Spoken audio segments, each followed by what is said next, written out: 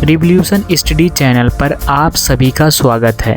यह video class 6 की NCERT पर आधारित है, जो पहले ही चैप्टर का दूसरा पार्ट है। पहला पार्ट आपको डिस्क्रिप्शन में मिल जाएगा। पांडुलिपि किसे कहते हैं?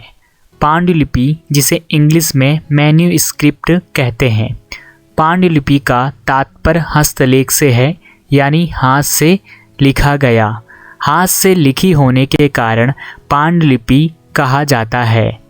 ये पांडुलिपियाँ प्रायः ताड़पत्रों अथवा हिमालय क्षेत्र में उगने वाले भुर्ज नामक पेड़ की छाल से विशेष तरीके से तैयार कर भोजपत्र पत्रों अथवा हिमालय क्षेत्र में उगने वाले भुर्ज नामक पेड़ की छाल से तैयार करके भोजपत्र पर लिखे जाते हैं। पांडुलिपियाँ आज भी उपलब्ध हैं। प्रायः ये पांडुलिपियाँ मंदिरों और विहारों में प्राप्त होती हैं। यहाँ विहारों का तात्पर्य यह हुआ कि विहारों में बुद्ध प्रतिमा होती है और विहार में बौद्ध भिक्षु निवास करते हैं। इन पुस्तकों में धार्मिक मान्यताओं व व्यवहारों, राजाओं के जीवन, औषधियों तथा विज्ञान आदि सभी के प्रकार के विषयों की चर्चा मिलती है। इसके अतिरिक्त पांडुलिपियों में महाकाव्य, कविताएं तथा नाटक भी मिलते हैं। यह पांडुलिपियाँ संस्कृत, प्राकृत एवं तमिल जैसे अन्य भाषाओं में मिलती हैं। यह एक पांडुलिपि है जो आप स्पष्ट देख पा रहे हैं।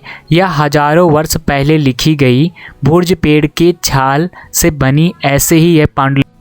अभिलेख किसे कहते हैं? ऐसा लेख जो पत्थर अथवा धातु जैसे अपेक्षाकृत कठोर सतहों पर उत्कीर्ण किए जाते हैं, उसे अभिलेख कहा जाता है। आइए हम अभिलेख को चित्र के माध्यम से समझते हैं। इस चित्र में स्पष्ट दिखाई देता है कि यह किस तरह से उत्कीर्ण यानी उकेरा गया है, जिसे सामान्य भाषा में छिदा हुआ कहा जा सकता है।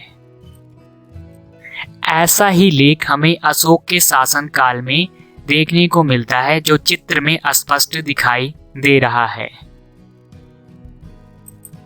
आखिर इन अभिलेखों का क्या काम है, आइए समझते हैं। कभी कभी शासक अथवा अन्य लोग अपने आदेशों को इस तरह उत्कीर्ण करवाते थे ताकि लोग उन्हें देख सकें, पढ़ सकें तथा उनका पालन कर सकें। कुछ अन्य प्रकार के अभिलेख भी मिलते हैं जिनमें राजाओं तथा रानियों सहित अन्य स्त्री पुरुषों ने भी अपने कार्यों के विवरण उत्कीर्ण करवाए हैं। उदाहरण के लिए प्रायः शासक लड़ाइयों में अर्जित विजयों का लेखा जोखा रखा करते थे। इस प्रकार उपरोक्त कथनों से यह स्पष्ट होता है कि हम अतीत के बारे में पांडुलिपियों अवशेषों की जांच एवं पड़ताल करते हुए प्राप्त अवशेषों से अपनी राय देते हैं। उन्हें हम पुरातत्वविद कहते हैं। पुरातत्वविद जानवरों, चिड़ियों तथा मछलियों की हड्डियां भी ढूंढते हैं। इससे उन्हें यह जानने में मदद मिलती है कि अतीत में लोग क्या खाते थे। वनस्पतियों के अवशेष बहुत मुश्किल से बच पाते हैं। यदि अन्न के दाने अथवा लकड़ी के टुकड़े जल जाते हैं।